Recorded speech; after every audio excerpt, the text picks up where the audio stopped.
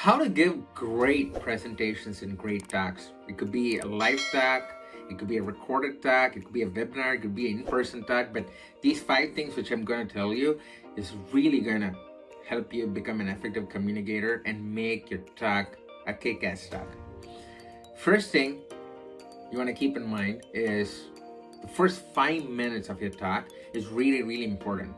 You need to hook the audience through humor, through pictures, because research has found that within the first 5 minutes of the talk, you can lose audience or gain the audience attention. So first 5 minutes is key to grab the audience attention. I use humor because that's my strong point, but you figure out what a strong point is and then hook the audience.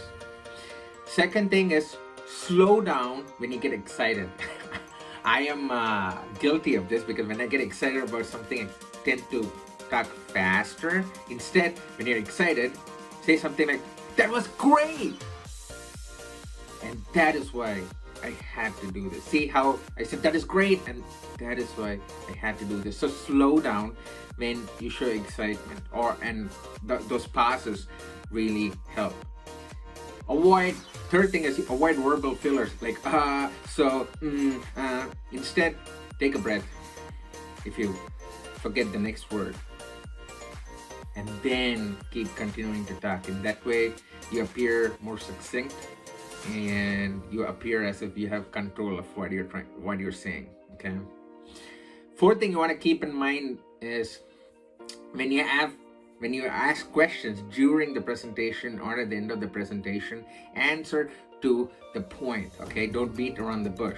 And also, if you don't know answer to something, just let them know, hey, you know what? I don't know the answer to that, but I'm gonna follow up with you. Make sure you give me your email address or connect with me after the talk. It's okay if you say that.